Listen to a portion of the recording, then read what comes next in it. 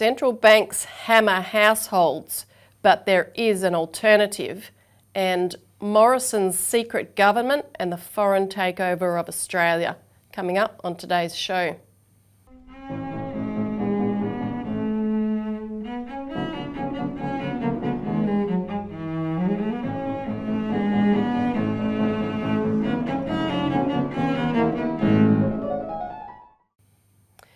Welcome to the Citizens Report for the 30th of September 2022. I'm Elisa Barwick. Joining me today is Citizens Party Research Director Robert Barwick. Welcome, Robbie. Thanks, Elisa. And on today's show, we're going to be discussing alternatives to the interest rate hikes that are crushing households, and Morrison's one-man cabinet, another perspective on it. It wasn't just about control over domestic policy, but also foreign policy. Now, don't forget, if you get something out of the show, hit the like button so it gets around more, subscribe and ring the notification bell for updates, and share it as widely as you can.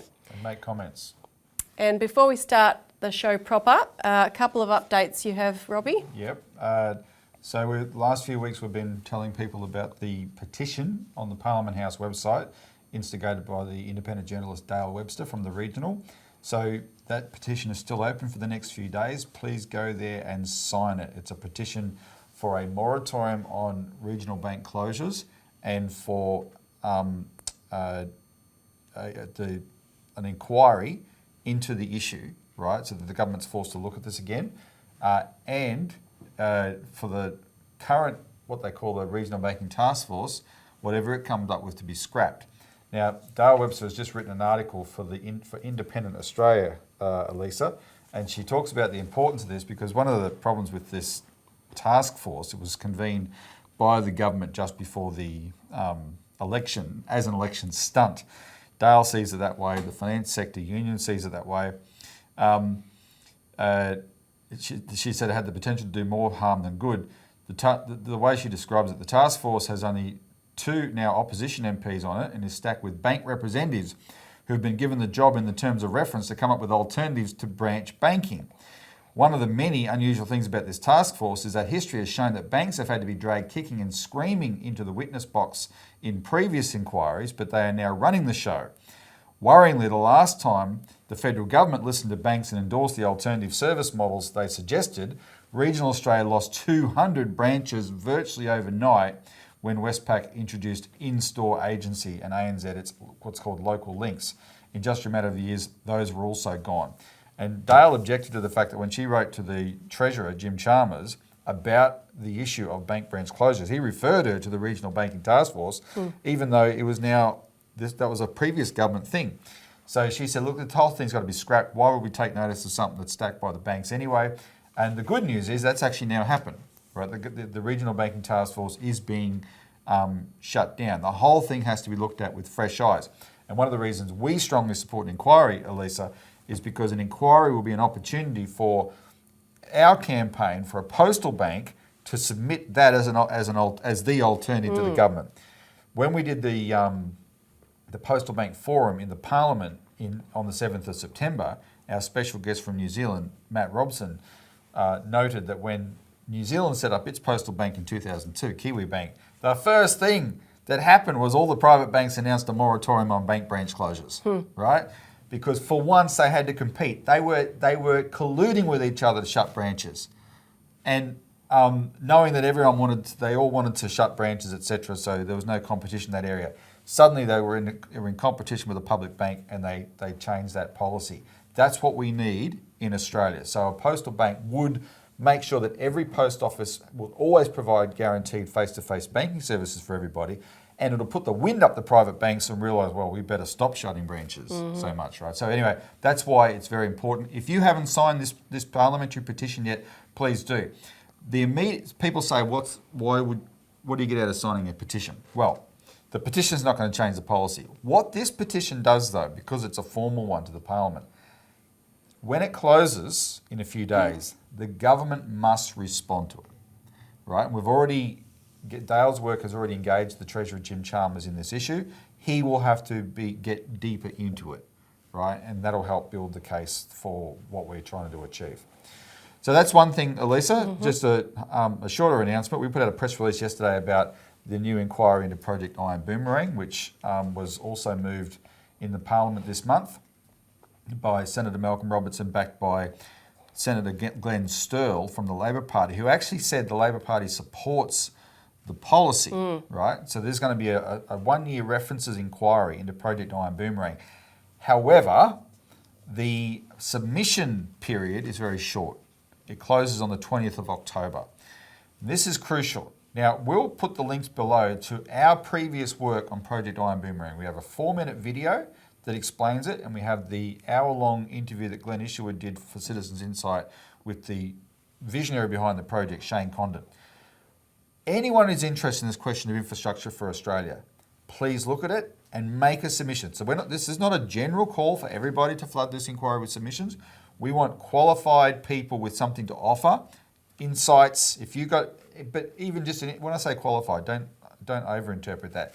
If you have a burning insight you want to make, please do make the submission. You've got till the 20th of October to do it. We'll link to the press release. That links to the Parliament website.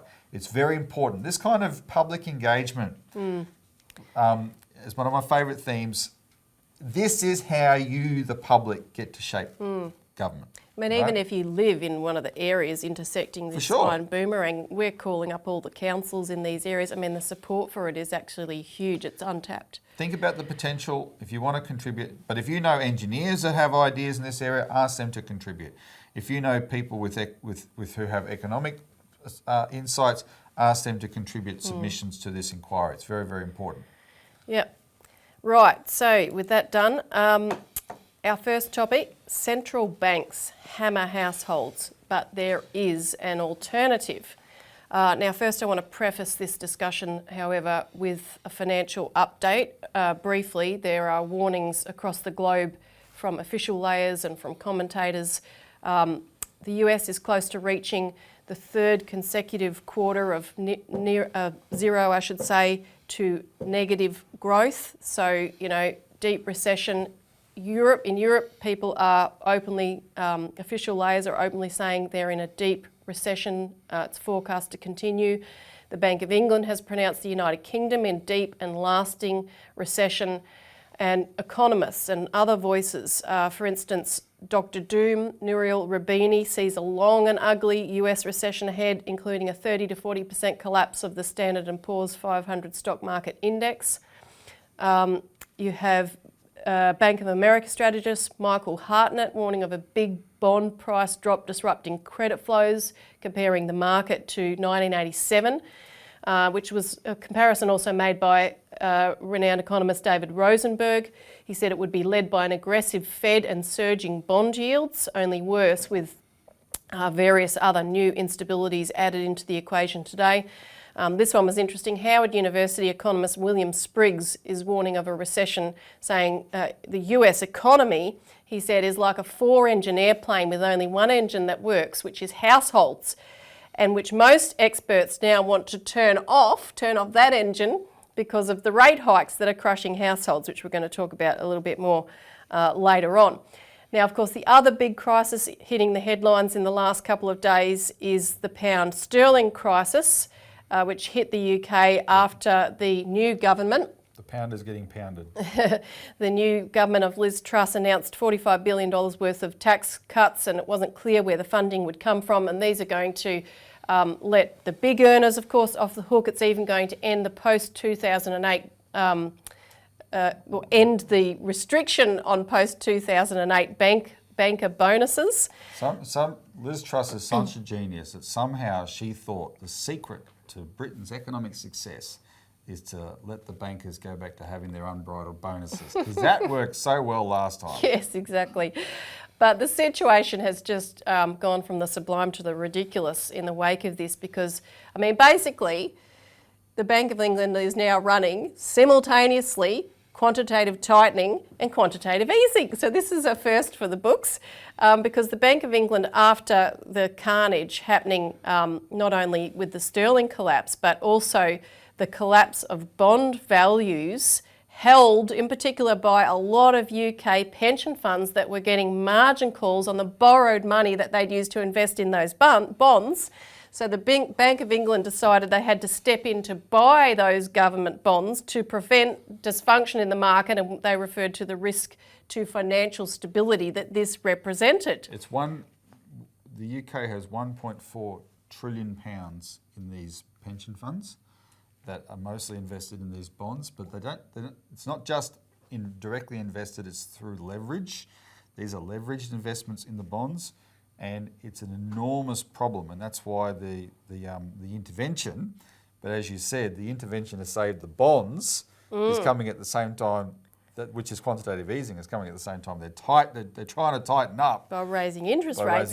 And of course the IMF came out and said, you have to reconsider this because we can't be putting out all this money at a time when we're trying to tackle inflation with the monetary policy tightening and so forth.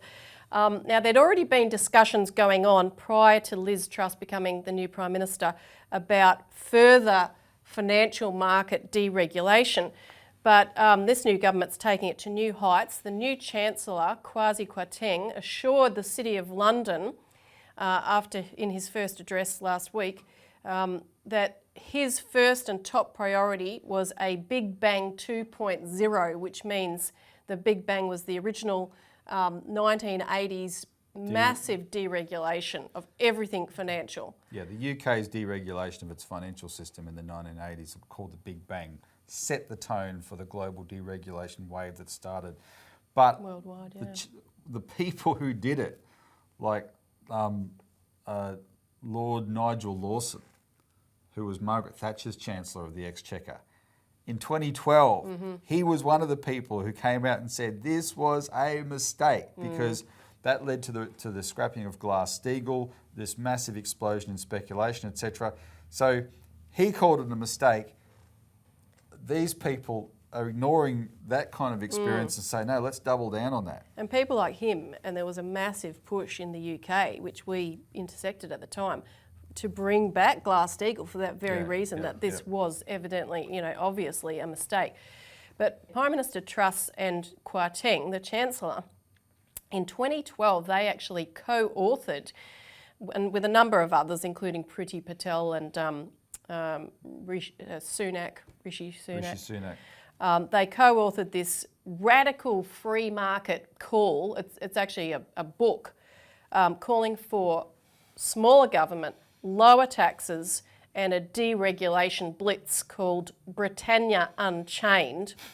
And they said in this book that the UK was being held back by a, quote, bloated state, high taxes and excessive regulation, and that they were going to take down as many rules and regulations as possible to allow complete freedom of competition, which, because it has worked so well to date. Now, The Guardian had a headline, "Has Liz Truss handed power over to the extreme neoliberal think tanks?" And there's actually been quite a bit of reporting in recent months about this small select group of these far rights within the Conservative movement that are hijacking to take over government.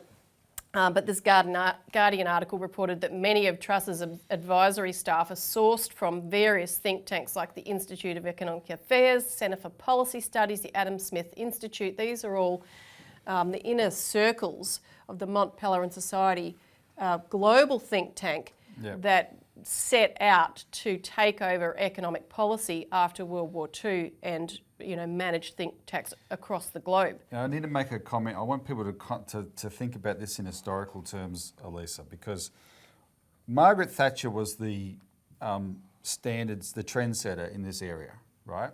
But what Margaret Thatcher represented, this organisation you just referenced, the Mont Pelerin Society, was set up in 1947 to chip away at and dismantle what was known as the post-war economic settlement, which had been defined by people like Franklin Roosevelt, Ben Chifley and John Curtin in Australia, Clement Attlee in the United Kingdom. Now, back then, it was called things like the welfare state, and that has now got a dirty name. It didn't have a dirty name back then, right? The British soldiers got back from World War II, and they quickly voted Churchill out, got Clement Attlee in there, and he set up the National Health Service, and he nationalised the Bank of England, which had been a private central bank for 200 years. He nationalised it because he was trying to copy what Australia had done. But essentially it was this idea that the government has to have a role in the financial system, right? And we know this history so well because the best and most explicit fights were here in Australia around the Commonwealth Bank. But it's also what Roosevelt did with the New Deal.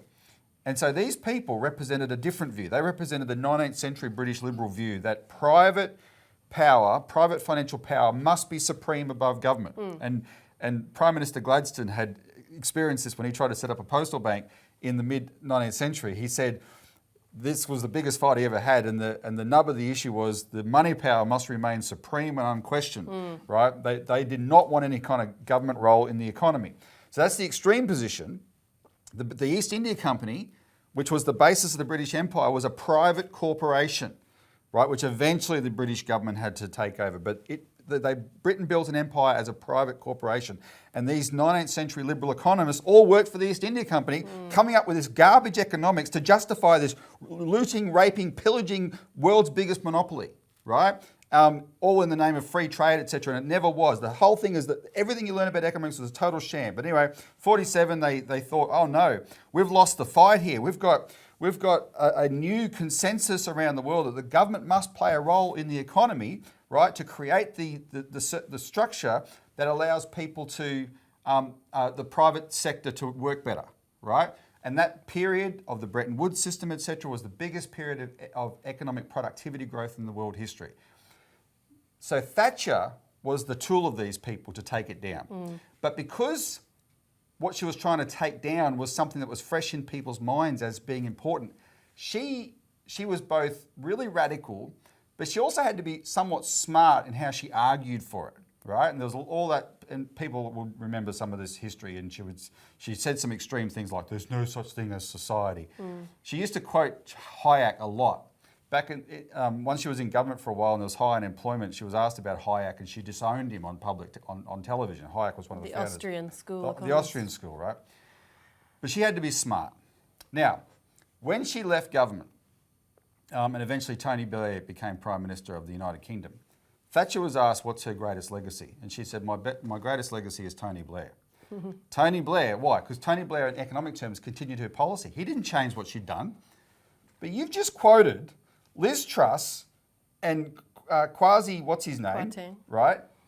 Writing in 2011 or 2012 that Britain, they described the Thatcher-Blair Britain.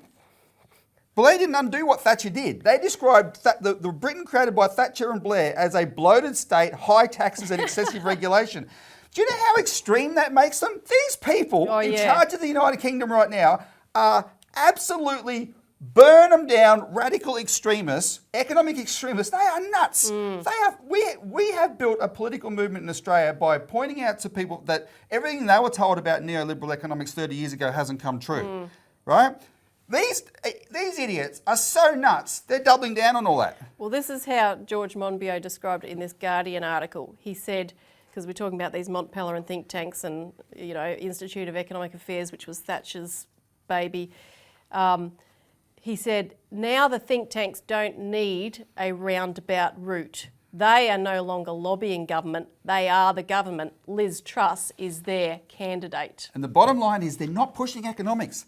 They are handing Britain back over to the City of London.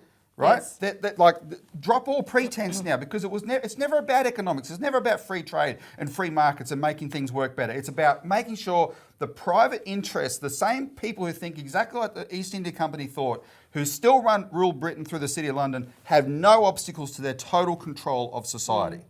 Right? And those things that people are at least set up must be dismantled because they get in the way of that.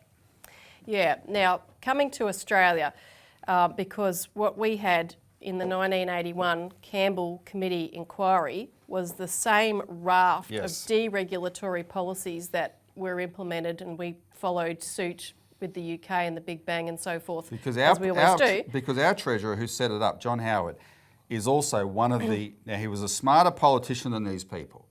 So he, like Thatcher, he knew how to argue it in a certain way. But at his core, he's just as radical as Thatcher on this stuff. He just had to do it in a smarter way. And that Campbell Committee was advised by, Milton Friedman came over here to advise it. So these are the same Austrian school economists that you were just talking about. So that Campbell system financial inquiry in the final report stripped any capacity of governments to regulate finance and banking. Now, Evan Jones, who's a political economist at the University of Sydney, has written extensively about this. He said that prior to that committee report, lending criteria were strictly and tightly controlled. And we want to talk about that a little bit because in regard to the headline of this segment, Australia does have other options to tackle inflation. Other than the raising of interest rates. Other than exactly the one blunt instrument that the RBA claims to have. And the Federal Reserve and the Bank of England, etc. And the key to doing it is to, rather than deregulate, like the UK is discussing right now, is to re-regulate. And this was raised in an AFR article on the 11th of September by finance professor at the University of Melbourne, Kevin Davis. And he talked about, and you see it in the headline we'll put up there, credit regulation. So he talked about credit regulation. You'll see that in the headline up on the screen. And he said that reducing the spending ability of households was never the major channel for monetary policy. Once, he said, it was done by regulating credit, and that mainly impacted business investment, not households. But today, he said, it's suddenly accepted that choking economic growth by, quote, crunching the budgets of households with mortgages is the only way to do it.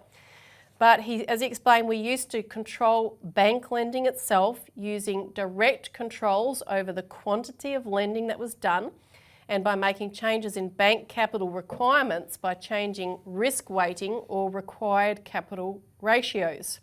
So what he's saying, Elisa, and what we're trying to explain here, just so people understand, we're now, there's Australians are paying something like, since April, 30% more on their mortgages because the Reserve Bank says it has to crush inflation, and it's copying what the Federal Reserve is doing and the Bank of England are doing, and there's inflation. Oh, we have to crush it by raising interest rates. We have to crush it by crushing households. It's like, you know, an effective way of fighting a fire is to have one of these, there's kind of technologies where you can throw a bomb or something at the fire and take all the oxygen away, right? So they're like, this is like a fire in a city where some genius says, oh, let's drop one of those bombs that takes all the oxygen away. We'll save the city by killing all the people in it, by taking all the oxygen away. It'll kill the fire, but it'll kill everybody else as well, right? And this is the economic equivalent of that. It's absolutely nuts. And why is this the equivalent? Because we have an economy that's based on consumer spending. These geniuses who believe in the hidden hand of the free market say, oh, don't direct anything, let the consumers spend as they will, let multinational corporations through their marketing nudge them to spend as they want. That'll determine where our economy goes, and then when it gets too much inflation, we'll crush their spending, right? Whereas before, and people go, well, what else can we do? Oh, we've got to raise interest rates to be higher than the inflation rate or else you won't control inflation. No, there was another way. They used to turn off the tap. They would say to the banks, this was for decades, stop lending so much in that area, stop lending so much in that area. And what they should have done in Australia in the last, like in 2004 when it was clear we had a property bubble, they should have said to the banks, stop lending for mortgages like you are. Stop lending for investors into mortgages. Into property. Just stop doing it. We are going to make you stop doing that kind of lending. That'll take the heat out of that part of the economy, and then they can conversely say, here, we need more manufacturing in Australia. Lend more in that area. We will incentivise more. That's what we used to do when we had a regulated system. But these people like Thatcher and Howard came along and turned regulation into a dirty word. Right? It was pernicious propaganda. They brainwashed a generation of people, and I'll say it again. Anyone who's old enough to remember when it started and now, remember the promises you were given and look where we got now and ask yourself honestly, has it worked? And the answer is no. And so you don't say, oh, well, what new idea do we dream up? Go back to when it worked. Now, a similar commentary to that Kevin Davis article was veteran Sydney Morning Herald reporter and economics editor Ross Gittins in a 19th September article, and he also said, look, this inflation wave has, quote, revealed the limitations and crudity of the main instrument we've used to manage the macroeconomy for the past 40 years, monetary policy, the manipulation of interest rates by the central bank. And he went on to say that the RBA's control over interest rates gives it direct influence only on the spending of households. And then later on he says, so it's households that are picking up the tab for the RBA's solution to the inflation problem. And he described this as a massive transfer of wealth from households to big business profits. Yep. Now, these are some of the topics that need to be taken up in the RBA review, the review of the Reserve Bank that is going on at the moment. There's a monetary panel that has been established on that, and they've just put out an issues paper on the 15th of September. But they're accepting also public submissions until the end of October on that. Which we'll make one. and the essence is what I ranted about just a second ago, right? The way they describe it in dry economic terms is we once regulated credit by quantity, now we regulate it by price. We've got to raise interest rates. Yep. And it's a disaster for everybody, right? They're deliberately hammering households to try and solve the problem. Go back to properly investing in the economy. And what's our number one policy? A public bank that can be a vehicle for that investment, right? That's what we need to do. Anything else will backfire. Yep. So we'll move on to the next topic. Morrison's secret government and the foreign takeover of Australia. So we want to talk about, we've talked about this on the show before, you can go back and see the previous presentations. But one of the things is that this, his machinations to put himself in control of multiple government ministries was not just about the control of domestic economic and other policy, but to capture the foreign policy agenda that was afoot on the broader world stage, which was to isolate China and Russia and basically pursue war. Yeah, and can I just observe, Elisa, we've now discovered what he was doing, right? He was secretly the minister in all these ministries that gave him all this control. That was the time when he said that we were the democracies fighting the axis of autocracy. Yeah, exactly. He, by the definition, was the most autocratic leader we've had, and completely secretly. Yeah, exactly. So he had established what is called the Cabinet Office Policy Committee, and this was his little cabinet of one. So he was the only permanent member in it, but he co-opted other people in it so that any particular meeting held under that imprimatur could be kept secret as cabinet in confidence. Yeah, which doesn't get released for 20 years. Exactly. So National Cabinet, for instance, was convened as a subcommittee of that COPC. Rex Patrick waged a war on this. It didn't succeed. But he was trying to get the minutes of this national committee, National Cabinet, which used to be called the Coalition of Australian Governments, Council of Australian Governments. And no, they said, no, it comes under the same rules as cabinet secrecy, which you can't access for 20 years. Why?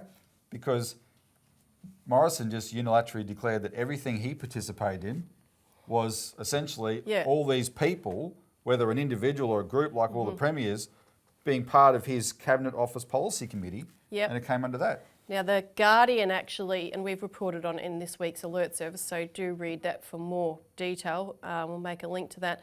But The Guardian put out a FOI, Freedom of Information request, for all of the minutes of this Cabinet Office Policy Committee, and it was reported back to them that there were 739 minutes, but only 66 of those minutes referred to national... Minutes as in recordings of meetings, not time. That's right. Only 66 of them were either national cabinet or other subcommittee meetings, and there were 8 related to a task force. No one knows what the other 665 minutes were for. So, what meetings were co-opted under that? Morrison is having at least 665 decisions.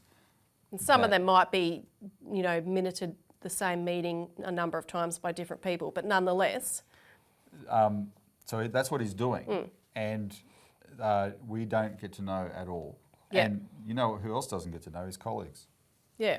One person that would know is the guy we're going to talk about now, Andrew Shearer, who, according to the New Daily on the 21st September, was said to be present at most of these COPC meetings because he was Cabinet Secretary before he moved to the Office of National Intelligence.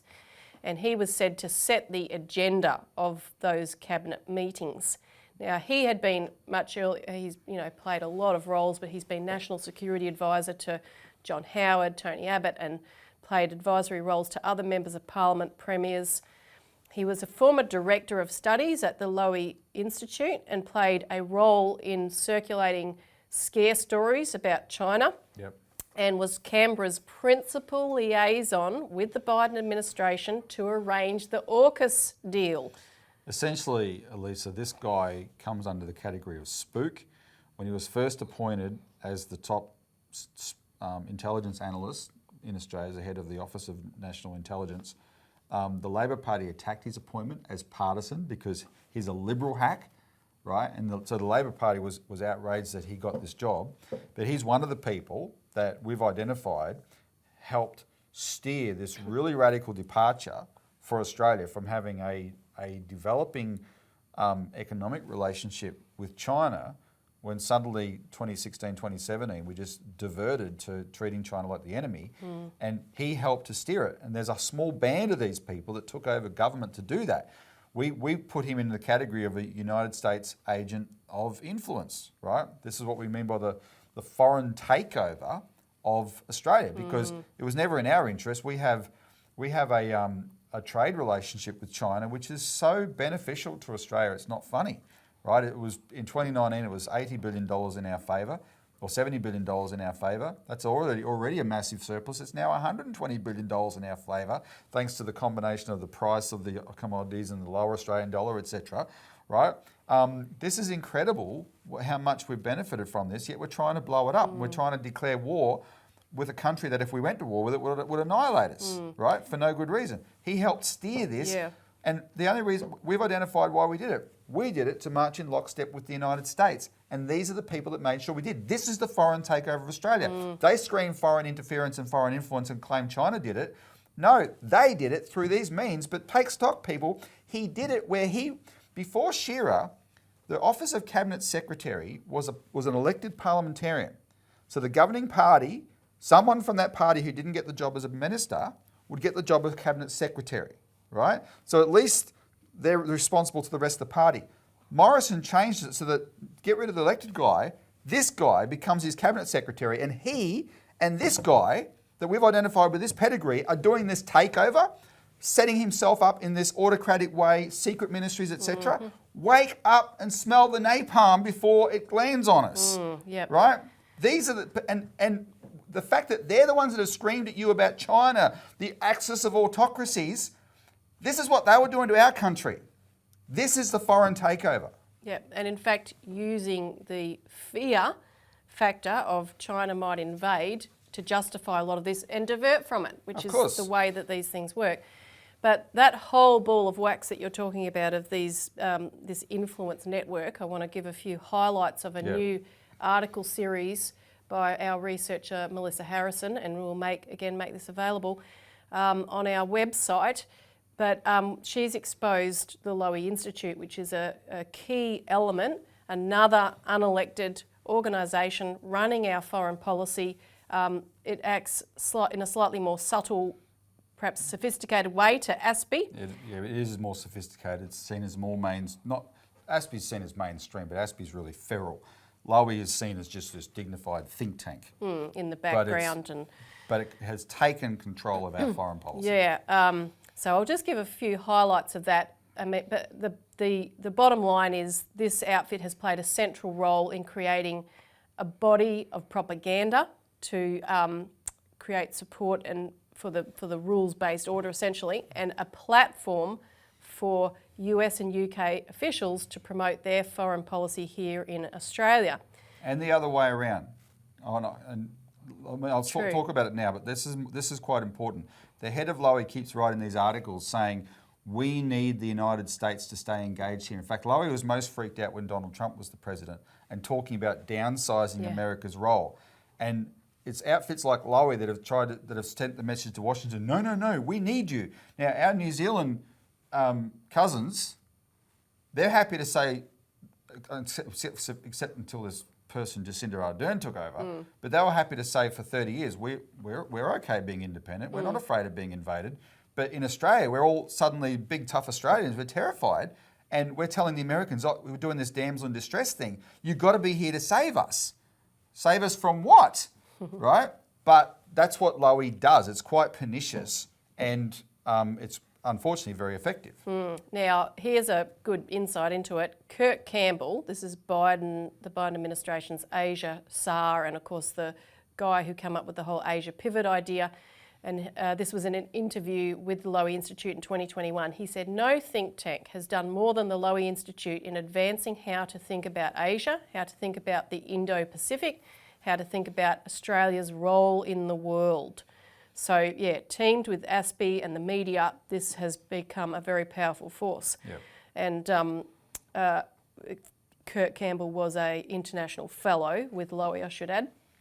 Another insight is the fact that it was the Lowy Institute that hosted the secret meeting, which was exposed by veteran Australian journalist Max Such in April 2021 in an AFR article, which we've talked about before, where senior foreign affairs and intelligence officials briefed a group of diplomats, intelligence analysts, non-government analysts and academics that the government intended to pursue a course of hostility towards China, and they openly acknowledged this would provoke trade penalties from China, and yet they willingly went ahead with it anyway. And this meeting was in 2017. So the fact that we're highlighting the fact that it happened at Lowy is significant. It tells you something about Lowy. What is it where the people, the decision makers in our government had a secret meeting at Lowy to brief people and said, this is what we're going to do, we're going to follow this United States path, we're going to get much more hostile to China, and China will retaliate with trade. So in 2020, when China did retaliate with trade and where our politicians were all squealing, so shocked. Oh, this is terrible. No, we went into this with our eyes open. The fact that it only, I have to highlight this, it only came out because Max Such, who dominated the press gallery in Canberra in the 70s and 80s. He was a giant of the Australian media. But he, like a lot of old-timers, and we've interviewed John, I shouldn't call them old-timers, I hate being called that. We've interviewed John Lander on our show, right? There's John Menadue, the former top public servant in Australia, has this thing called Pearls and Irritations, where a lot of retired people who used to run Australia back in the 70s and the 80s and the early 90s, they've come out of retirement to make a lot of commentary now and say, this is nuts. Well, Max was a journo, an investigative journo, one of the best journos in Australian history, and he decided to ask the question, how did it come to this? And he wrote this explosive series in 2021, and that was his key piece of factual information that none of the other journos in Australia, operating in Australia at the moment, bothered to even ask about, let alone come up with. It took an old timer coming out of retirement to expose this, right? Because everyone is in on this now. The think tanks, the media, etc. And everyone thinks they've lost any capacity for independent thinking that even media people in the 80s used to have. Now, the Lowy Institute claims to be independent and, foster all these different voices in its forum, etc. But its research completely aligns with the foreign policy agenda of the US and UK governments. It's a key member of the Council of Councils. This is a grouping of the world's most powerful foreign policy think tanks, founded by the New York Council of Foreign Relations. And they work together to ensure, this is how they put it, consensus building among influential opinion leaders. When I hear about Council of Councils, I think about the movie Eyes Wide Shut and everyone in a circle with their masks on. Well, it sounds exactly right. And speaking of which, the revolving door appointments within this powerful network of this Council of Councils intersects with Lowy, intersects other think tanks, the Office of National Intelligence as well here in Australia, and other global think tanks like the Brookings Institution, Centre for Strategic and International Studies, the CSIS, and has intense interaction also with US policymakers, specifically in this recent period. The funding of the Lowy Institute comes from the Australian government. They get direct funding from ASIO and the Office of National Intelligence, plus various separate government contracts from government departments and its own annual membership fees. And it prides itself on doing these different projects, such as mapping foreign assistance in the Pacific to point out who China is aiding among the Pacific nations, etc. And its Asia Power Index, which it invented its own metrics to portray how the US is ahead of China in virtually every category, including things like economic relationships in the region, everything except for economic capability, where China's only just slightly ahead of the US apparently. It's also renowned, and various outlets have exposed its push polling that Lowy does, supposedly to track changes in Australian attitudes, particularly to China, but on other foreign policy issues. Australian attitudes have changed, but the Lowy poll is always cited for that. So 40% of Australians were worried about China in 2017. Now it's over 80%. And so that's a dramatic shift, but there is a margin of exaggeration there when you look at the actual polling they do. It's the equivalent of, it's almost as blatant as saying Xi Jinping is known for eating babies for breakfast. What do you think of him? Yeah. Right? Stuff like. Or do you react positively to him? Yes or no? Oh no, I'll give you the serious one. It was literally a question like, China has, because China let the coronavirus get out and destroy the world. How do you feel about China now? Right, and stuff like that's called push polling. Yeah. Right? That's what it does. Yeah. So I highly recommend people to read this. You can contact us for a copy of the alert if you haven't already, as a sample. It is very important. We document this stuff for a good reason, and over the last couple of years, as we've been pushing back hard on this, Melissa's research has been incredibly important for that. It's actually identifying the players who have taken Australia down this path. One final comment: I asked a veteran diplomat, John Lander, about the fact that you got the Lowy Institute now playing this really dominant role in shaping Australia's foreign policy. I said, when you were in DFAT, the Department of Foreign Affairs, did you have the equivalent then? And he really reacted. He said, hell no. There was once a time when these departments, like DFAT, were very, very jealously guarded their expertise. All the expertise was in the department. And because it was in the department, that made it truly objective. They didn't do it. They got a salary from the Australian taxpayer. And you had a broad cross-section of expertise and opinion in that department from which to act on what they did. Now that's been gutted and essentially outsourced to this, funded by a billionaire named Frank Lowy, who, and with all these influences, channeling what the US wants Australia to think, right? And the United Kingdom as well. That's the foreign policy takeover of our country, Elisa. Yep. And go back to what the Morrison's role in it. And the worst part of all of it, Albanese has attacked Morrison. He's a new broom sweeping in lots of areas of the government. He will not touch this area, and he will not touch Andrew Shearer, even though Labor attacked his appointment a few years ago.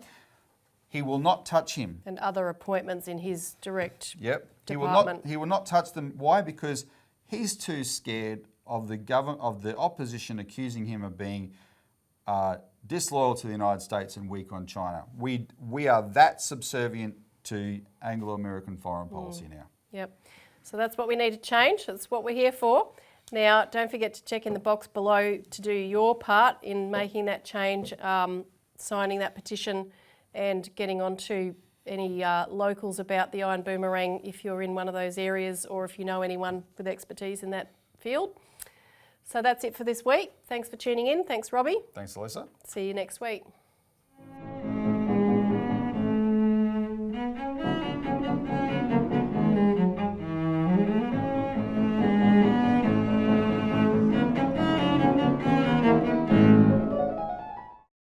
Authorised by Robert Barwick, Citizens Party, Melbourne.